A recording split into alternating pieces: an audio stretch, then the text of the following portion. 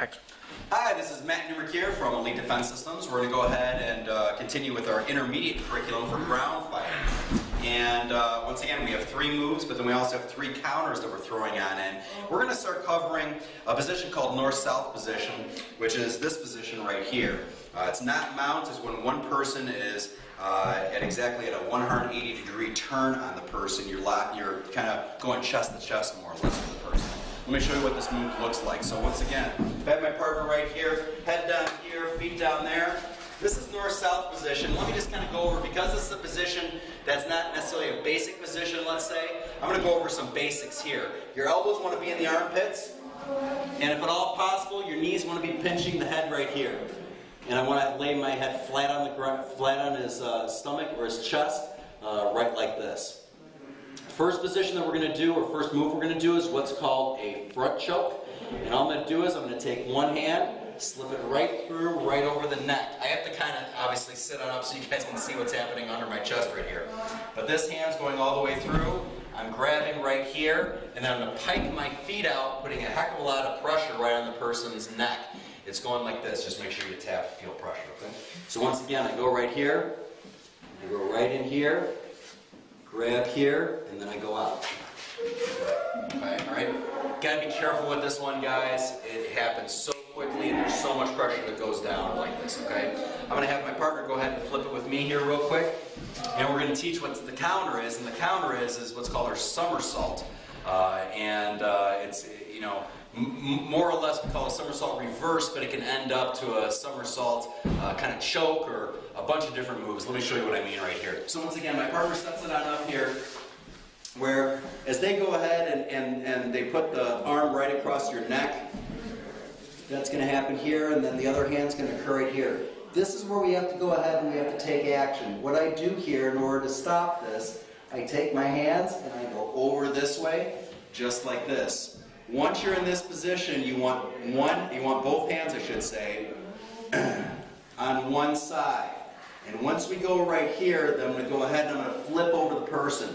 Before I do that, I want to go ahead and I want to scooch out just a little bit. If you try to flip over the person, when your head's way back by the person's groin, extremely difficult to do this. So once again, I'll have my partner set up the front choke right here.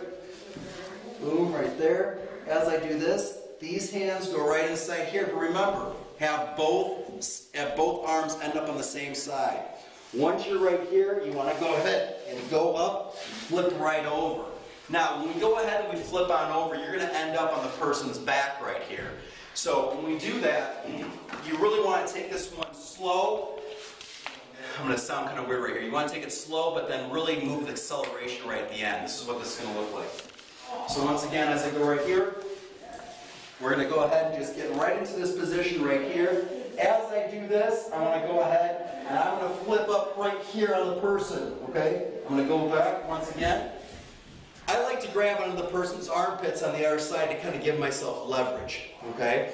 Why I favor one side is because the person's head is in the way, and I have problems flipping up just like this. So once again, so when I do this move, this is why we put both hands on one side just like this, and you'll kind of do a back mount in a little bit more of a slower fashion. Let me show you what I mean right here. So once again, as he's right here, I want to go ahead and I want to go up and go up around right here.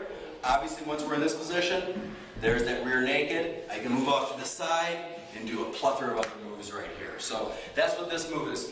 A lot of times when I'm teaching people with this, kind of get frustrated because this is a little bit more of a difficult move. Let me just go over a couple quick little basics before we go on to the second and third move, okay? So once again, so as we're right here, and I get to this position right here, remember, both hands have to be on this side.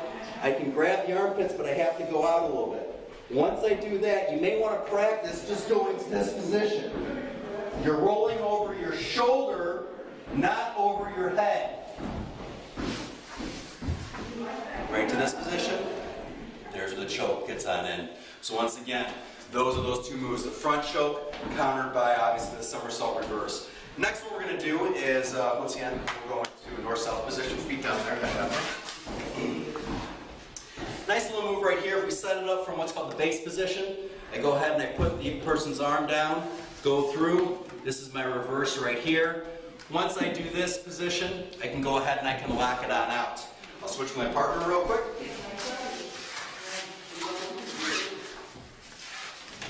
Goes after it right here. We're going to go ahead and go right into the leg choke right here. So what's going to happen is I'll go right here, and there's my choke right there. Okay. Once again, going to lock this up. You want to make sure you get a wide scoop right here, and then I can go right to a regular leg choke right there. That's the counter as far as that goes. The next one we have is our scissor choke, which I totally love. But there's a little Achilles heel here, and I mean it almost literally. Let me show you what I mean. From the north-south position, I'm right here, and what I want to do is go ahead and go for this move, but instead of going for this move, I want to put the person up on their side. Once I put the person up on the side, I know that I have so many options right here. But I'm going to fall down to the side, take my legs, scissor choke him right here, like this, and then he'll tap. Good, just like that. It's a little bit of a PIA, obviously, but once again, this goes here, up on the side. Now, for camera reasons, I fell to this side. I'm going to follow the correct side. You always want the person's face down for obvious reasons. Not only is it a little more demoralizing, but the person has less options. So as I go right here, I want to fall down to this side, and this is my choke right here. Okay? Either way you fall in this scissor choke, you have the counter of just any kind of ankle lock. So as I fall down, you're just going to grab my toes, crank them on over, and you got a regular ankle lock right there, okay? Once again, I'll follow this side just so we can go ahead and kind of utilize the camera position real quick. So as I fall down right here, I lock on up. Good. Now from right here, he can lock it up any way he wants to. He can lock it around there. Good. Or, as we get back right here, he can just go ahead and grab my toes and crank them right over. Now, good, tap, tap. So once again, so as I'm locked right here, go ahead and do it. Good, tap, tap. Woo, nice job. Once again, they're very, very vulnerable from that position. So once again, have fun with these. A lot of people, it's a newer position, but once again, take care and have fun.